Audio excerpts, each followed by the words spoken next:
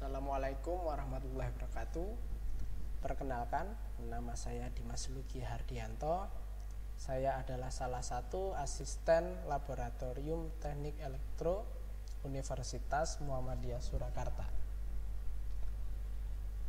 Baik, di sini kita akan mempelajari mengenai perhitungan kebutuhan pembangkit listrik tenaga surya atau PLTS skala rumahan. Jadi di sini kita akan menentukan berapa rating komponen atau peralatan yang dibutuhkan untuk menyusun PLTS skala rumahan. Nah, nanti diantaranya kita akan menghitung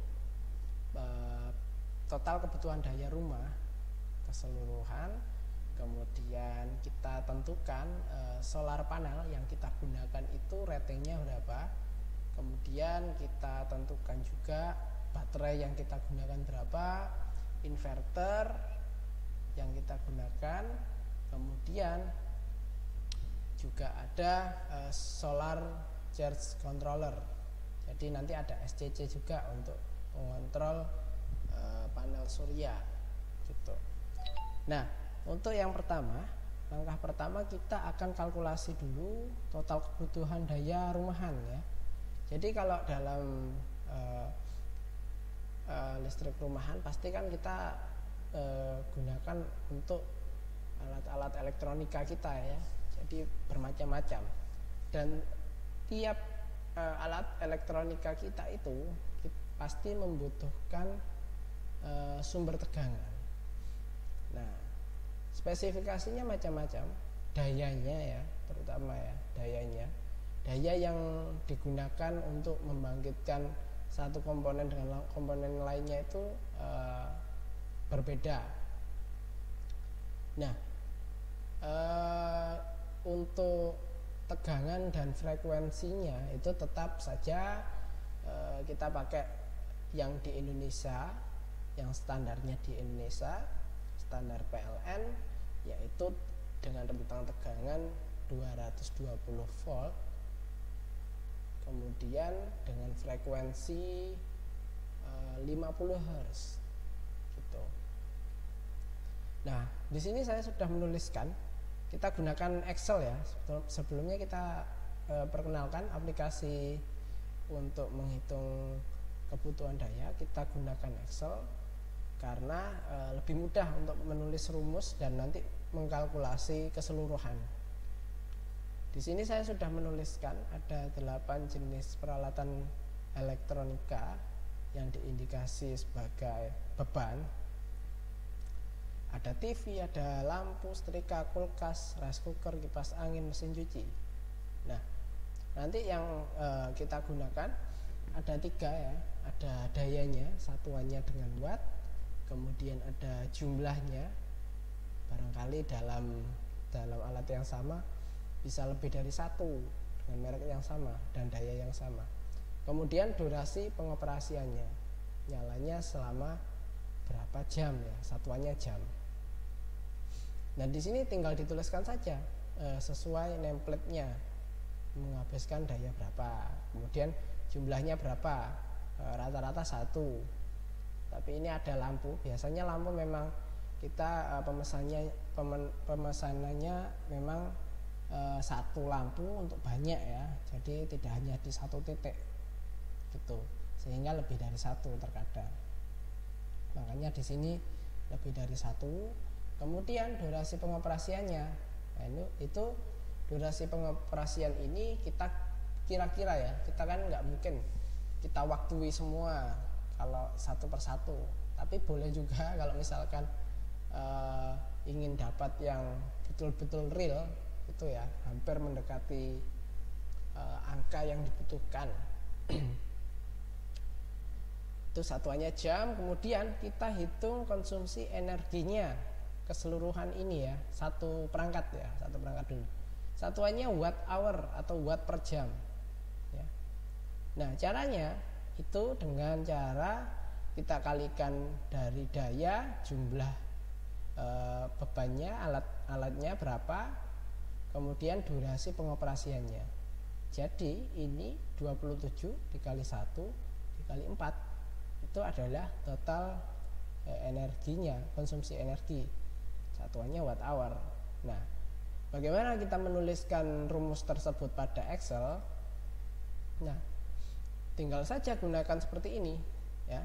Jadi sama dengan D12 di sini, ID-nya 12-nya di sini menunjuk angka 27, kemudian dikalikan menggunakan simbol bintang ini, dikalikan dengan E12 sampingnya ini, kemudian dikalikan dengan F12 sampingnya lagi. Nah, ini saya susun lagi ya supaya mengerti. Sama dengan daya ini ya, kita klik pakai kursor bisa, dikali dengan ini, dikali dengan ini, hasilnya 108 gitu. Nah, ini nanti tinggal masukkan saja di sini baik daya, jumlah alatnya, kemudian durasi pengoperasiannya. Nanti kan pasti kosong seperti ini, kosong ini. Nah, ini tinggal tarik saja, nanti otomatis mengisi karena rumusnya juga sama, tapi hanya kolomnya yang beda gitu. Nah, ini sudah mengisi sampai bawah. Kemudian kita total ya, total energi ya, konsumsi energi. Satuannya watt per hari ya, karena kita kalau kalkulasinya ini dalam satu hari. Satu hari ada berapa jam sih ini yang digunakan? Nah, konsumsinya kita kalkulasi saja ya. Nah, rumusnya kita pakai sum ya, sum sama dengan sum G12 ini ya, ini sampai G19. Manualnya seperti apa? Ini saya coba sum dalam kurung, kemudian ditarik saja pakai kursor, kita enter. Nah, otomatis keluar. Jadi konsumsi energi per harinya itu adalah 4188 watt hari ya, watt day. Nah, ini per hari. Per hari itu ya segini, 4188 watt. Ini kalkulasi saja dengan estimasi kira-kira, karena kan waktunya juga hanya berdasarkan kira-kira gitu. Kemudian kita langsung mengestimasi daya solar panel yang akan kita gunakan untuk membangkitkan kebutuhan rumah ini, kebutuhan daya rumah ini. Nah, kita harus lihat catatannya ya. Kita harus menyediakan sumber solar panel yang lebih dari hasil total konsumsi energi. Jadi kebutuhan dari solar panel ini yang akan kita gunakan harus lebih tinggi daripada total konsumsi energinya ya. Karena apa? Karena sering terjadi energi yang hilang disebabkan oleh debu, panas controller dan baterai yang terjadi aliran dua arah. Nah, artinya ada rugi-rugi daya. Maka dari itu kita amankan ya dengan cara menggunakan rentang yang di atasnya. Nah, normalnya terjadi penurunan energi sebesar 40%. Nah, jadi misalkan kalau saya pakai solar panel yang rentangnya hanya 4200 misalkan ya, kan dekat sekali. Nah, nanti itu ada penurunan energi sebesar 40% dari total konsumsi energi atau solar panel yang kita pakai gitu. Nah, penurunan daya itu nanti kan tidak sampai bisa menyuplai dari total konsumsi energi per hari. Jadi kurang dari 4100 malahan. Nah, makanya itu kita estimasi daya yang lebih ya, yang lebih dari 40%. 40%-nya dari 4000 berapa? Ya, kita gunakan rumus ini. Jadi rumusnya total konsumsi energi dibagi dengan 100% dikurangi 40% ya. Jadi yang jadi penyebut itu 100% min 40%. Kalau dituliskan di sini sama saja rumusnya. Hanya saja kita menggunakan G20, kita langsung klik ini, klik terus dibagi 100% min 40%. Nah, ketemulah hasilnya 6.980. Ini adalah estimasi daya solar panel yang aman. Nah, nanti kita pakai solar panel yang kebutuhan berapa watt, kita lihat yang ada di pasaran. Paling tidak rentangnya tidak jauh dari ini ya. Tidak jauh itu kalau bisa dibulatkan ke atas, kalau ke bawah kita bisa ketemu susut dayanya 40% ini gitu. Nah, kemudian menentukan komponen dalam pembuatan PLTS ya, nanti sesuai kebutuhan daya rumah ini, nanti kita sesuaikan dengan ini. Oke, ini estimasi daya solar panel. Ini kan sudah ditulis ya, hasilnya 6.980.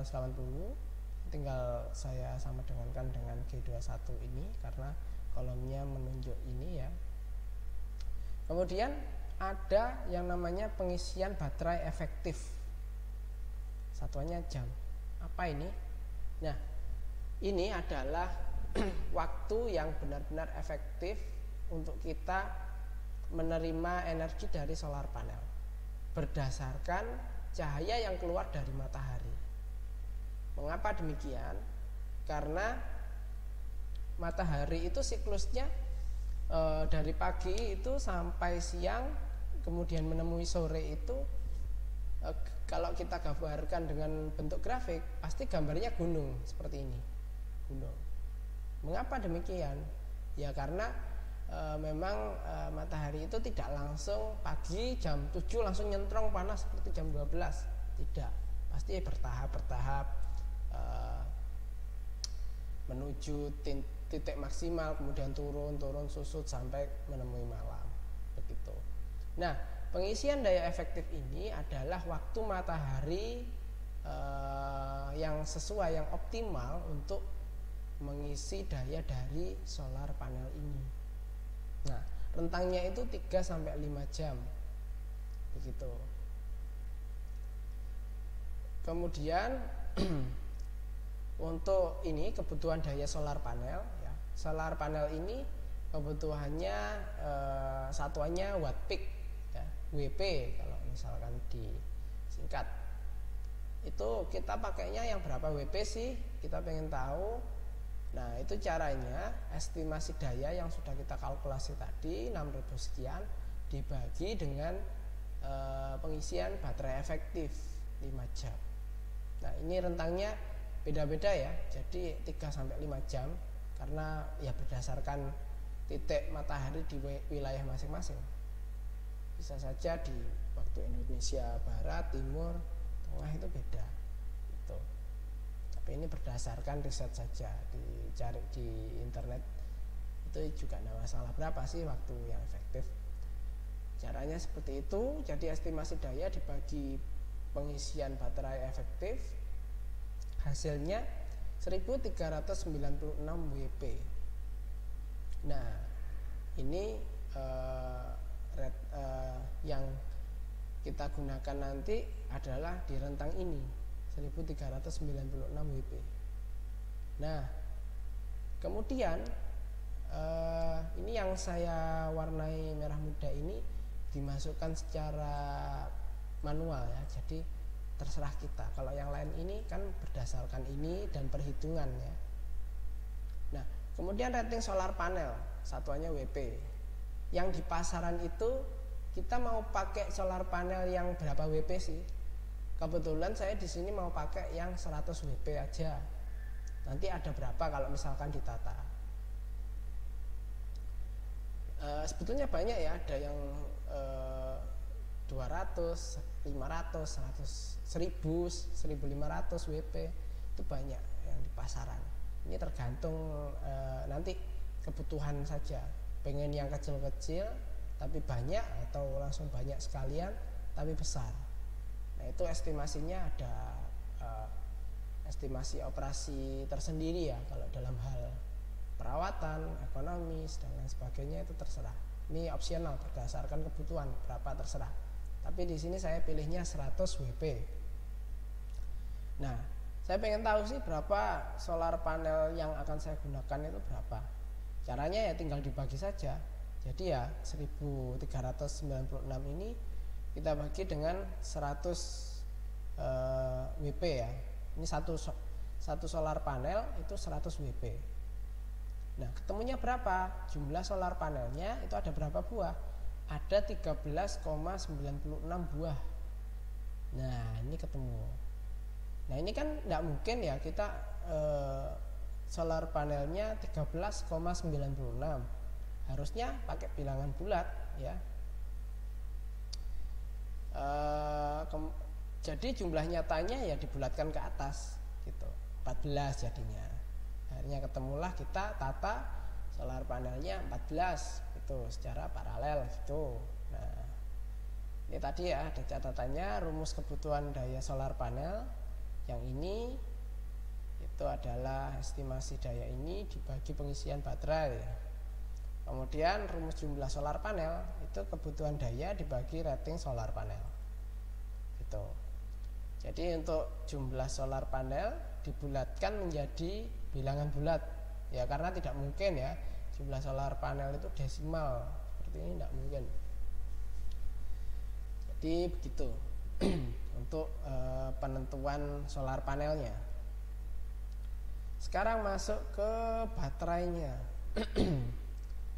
Ke baterainya. Nah, ini baterai ya, aki. Atau kita sering menjumpai aki mobil ya, ini besar ya biasanya terdapat di mobil. Baterai ya, ini sudah terbahas bahwa baterai ini sifatnya adalah penyimpanan yang digunakan untuk menyimpan daya yang diserap dari matahari ke solar panel. Dia masuk ke controller kemudian masuk ke baterai. Nah, ini kan kita sudah ketemu tadi total konsumsi energi watt per hari di sini ya 4188. Kita masukkan ya. Ini tinggal pakai kolom berapa tadi. Kemudian ini total kebutuhan energi baterai itu kita lihat catatan di bawah ini dulu ya. Jadi kalau di baterai, kalau di solar cell tadi ada 40% susut daya, paling tidak ya rentang maksimal seperti itu kalau solar cell yang dikatakan dengan baik. Kalau di baterai ya, kalau di baterai ya betul baterai, karena nanti baterai ini menyambung ya ke inverter. Nah, karena inverter ada sekitar 5% energi yang terbuang ya, itu karena pemindahan dari DC ke AC ya, maka total kebutuhan energi baterai ya, ini total kebutuhan energi baterai itu kita tambahkan dengan nilai 5%-nya dari 4188 ini, karena untuk menjaga supaya baterainya kuat, inverternya juga kuat, tahan ya. Artinya tahan, juga handal untuk bisa kita gunakan gitu. Jadi rumusnya kita di sini ya, itu total konsumsi energi ya, D50 ya, ini D50 yang atas ini dibagi dengan 100% min 5%. Nah, nanti ketemu itu total kebutuhan energi baterai berapa watt. Nah, jadi ini ya, ini yang kita pakai ya, nantinya baterainya paling tidak dayanya segini. Oke, sekarang saya mau tahu baterai yang di pasaran itu ada yang berapa saja. Nah, kebetulan ini tabel pink lagi, ini tergantung pengguna pengen menggunakan aki yang berapa ratingnya. Untuk yang di baterai ini saya menggunakan tegangan 12 volt dengan ampernya itu 100 Ah, ampere hour ya. Jadi besar sekali, ampere hour. Nah, saya mau cari dayanya. Nah, diingat-ingat rumus dari daya itu adalah tegangan dikalikan dengan arus baterai. Jadi ketemunya 1200 watt. Nah, ini dayanya 1200 watt. Kemudian saya mau menentukan jumlah baterainya. Gimana cara menentukan jumlah baterainya? Nah, cara menentukan jumlah baterainya itu adalah total kebutuhan energi baterai yang sudah kita kalkulasi tadi, kita tambahkan 5% ya dari konsumsi energi total, itu dibagi dengan daya baterai. Nah, dibagi dengan daya baterai ya. Jadi ketemunya jumlah baterainya 3,67 baterai. Nah, ini kan nggak mungkin ya. Kalau misalkan jumlahnya desimal sama seperti tadi, nah maka kita bulatkan. Jumlahnya berapa? Kalau kita bulatkan ke atas ya 4 gitu.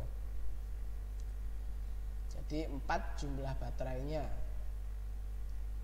Nah, kemudian di sini ada catatan, penggunaan kapasitas baterai yang ideal adalah 50% dari total kapasitas baterai itu sendiri. Dengan kata lain, jumlah baterai harus kita siapkan 2 kali lebih banyak. Ya. Jadi artinya apa? Jadi baterai ini kalau kita pengen awet, jangan sampai baterai itu sampai 0 ya, 0%. Ya, artinya habis sampai tidak keluar tegangannya. Itu jangan sampai. Itu akan memperpendek lifetime dari baterai kita. Nah, idealnya itu kita gunakan baterai itu sampai isinya 30 sampai 50%.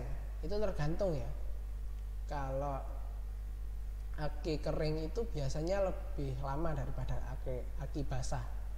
Kalau aki basah itu 40% itu harus di ini ya, di charging, diisi.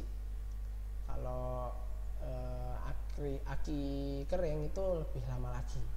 Nah, nanti bisa dilihat risetnya, hasil idealnya itu berapa kalau persentase penggunaan baterai yang baik ya. Intinya kalau ini baterainya sudah 50% ya, itu harus kita isi atau kita stop penggunaannya gitu. Maka kalau kita pengen benar-benar memperoleh hasil satu baterai full, satu baterai ini, nah kita harus tambahkan lagi satu baterai yang sama. Jadi 50% ini ditambah 50% ini jadinya 100% gitu. Jadi harus 2 kalinya gitu. Nah, ini maksudnya jadi kita siapkan 2 kali lebih banyak ya. Jadi jumlah nyata baterai aman ya, yang aman itu adalah jumlah baterai nyata ini dikalikan 2 ya, jadinya ada 8 gitu. 8. Nah, ini jumlah kebutuhannya. Paling tidak idealnya 8. Kemudian kita masuk ke inverter ya. Inverter ini adalah sebuah pengonversi arus listrik dari DC direct current ke arus listrik AC atau alternating current ya.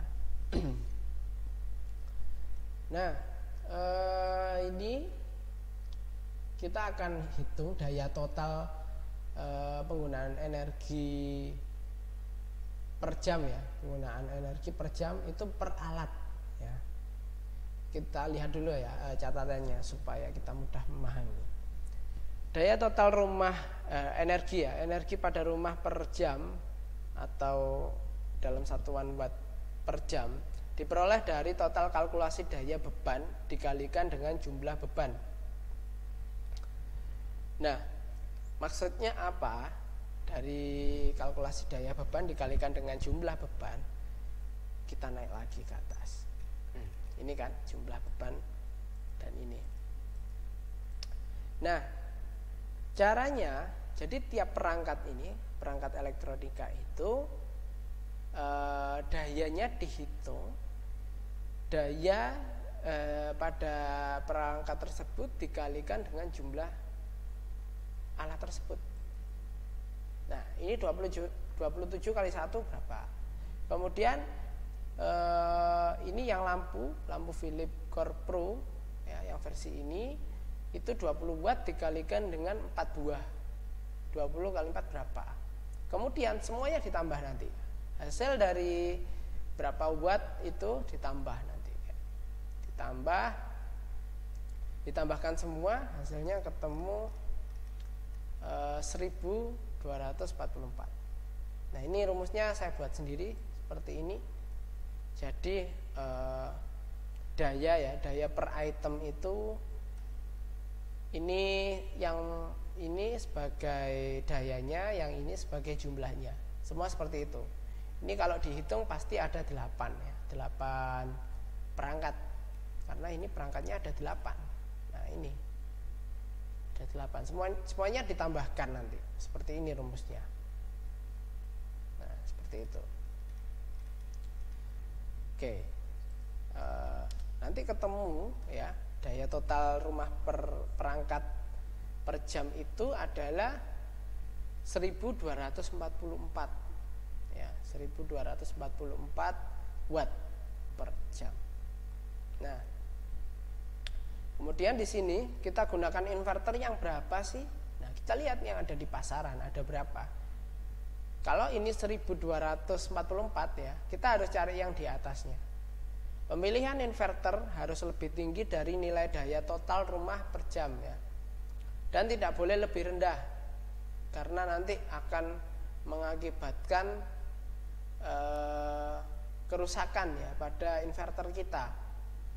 Biasanya kalau misalkan overload ya, itu nanti akan panas, kemudian ya udah gosong, meledak seperti itu. Inverter itu juga komponennya juga mahal ya, selain baterai itu cukup mahal. Kalau misalkan kita nggak bisa merawat atau nggak bisa menghitung kebutuhannya, ya kita akan rugi gitu. Nah, saya menggunakan inverter yang lebih tinggi dari daya total energi rumah per jam.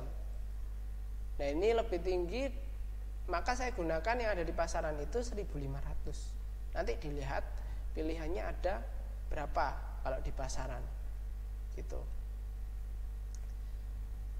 Kemudian di sini ada solar charge controller. S pakai C. Jadi SCC ya, ini atau SCC ya kita sebutnya. Solar charge controller. SCC ini harus kita juga ukur ya, itu kita butuh SCC yang berapa ya, mereknya apa gitu. Nah, ratingnya ini saya pakai yang ada di pasaran ya, yang ada di pasaran. Saya mau beli SCC yang bagaimana, nanti kita lihat apakah sesuai dengan kebutuhan kita. Nah, kita lihatnya ya dari kebutuhan daya tadi, kita hitung di sini ya. Oke, jadi saya menentukan satu SCC. SCC itu bisa seperti ini ya. Ini yang lebih ekspensif, lebih mahal. Saya dapatkan ini tipenya MPPT ya. Ini juga termasuk SCC. Nah, itu ratingnya seperti ini, dayanya 100 WP sesuai dengan SCC solar panel yang kita gunakan tadi. Kemudian tegangan maksimum ya, tegangan maksimum dari SCC ini nanti ada ratingnya ya. Ini ratingnya ini sudah fix dari pasaran, itu adalah 18 volt. Kemudian tegangan hubung buka ya, ketika tidak dibebani, ini DC semua, itu 21,85 volt. Nah, kemudian arus maksimumnya ya, ini ini ketika ada pembebanan ya, itu maksimal 5,8 ampere. Nah, kemudian arus hubung singkatnya ketika terjadi short circuit ya, hubung singkat itu adalah 6 ampere. Jangan sampai melebihi ampere ini. Kalau melebihi ampere ini, maka SCC-nya mungkin akan terbakar terlebih dahulu dari ujung-ujung input kabel. Nanti juga perlunya disiapkan MCB atau proteksi untuk SCC ini dan perangkat yang lain ya tentunya. Nah, di sini kita akan menentukan dari jumlah nyata solar panel. Tadi kan sudah sudah didapat nilainya 14. Kemudian rating arus solar controller itu kita hitungnya ada rumusnya, yaitu arus hubung singkat ya. Jadi SCC yang kita peroleh dari pasaran tadi, arus hubung singkatnya itu dikalikan jumlah nyata solar panel, maka akan ketemu rating arusnya. Nah, yang kita pakai arus hubung singkat karena arus hubung singkat itu bisa mendekati tak terhingga. Nah, ini paling tinggi dari nilai SCC ini gitu. Nah, ini saya kalikan, hasilnya ada 84 gitu.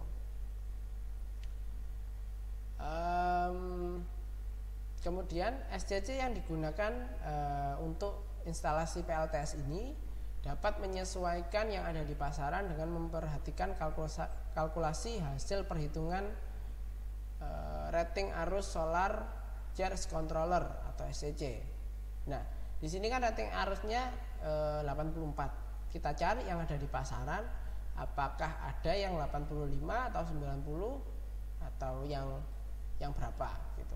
Pokoknya ini juga disetting lebih tinggi daripada rating yang terhitung gitu. Nah, ternyata di pasaran saya menemukan yang 100 ampere. Nah, itu tipenya MPPT seperti ini. Nah, itulah cara penentuan komponen ya, rating komponen yang kita gunakan pada PLTS sederhana atau tingkatnya skala rumahan. Nah, jadi semua ini harus diperhitungkan terlebih dahulu supaya kita tidak salah dalam memilih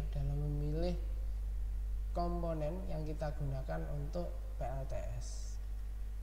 Itu yang pertama. Kemudian supaya kita tidak merugi, kemudian supaya kita dapat memperoleh hasil profitnya, surplusnya dari penggunaan PLTS ini. Nah, ini perhitungan ini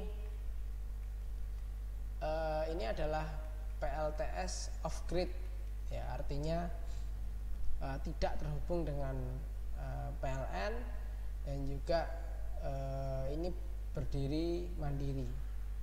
Jadi tidak ada sangkut paut elektrikal atau pengambilan dari listrik PLN. Jadi ini mandiri gitu, atau bisa juga disebut stand alone ya, off grid gitu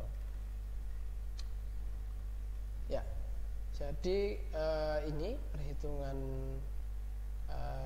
kebutuhan pembangkit listrik tenaga surya rumahan, semoga bisa dipahami, juga semoga dapat memberikan wawasan terhadap kita semua untuk penyusunan PLTS sederhana rumahan. Dari saya terima kasih.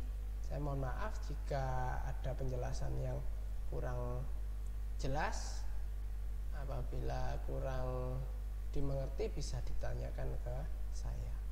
Sekian, terima kasih. Wassalamualaikum warahmatullahi wabarakatuh.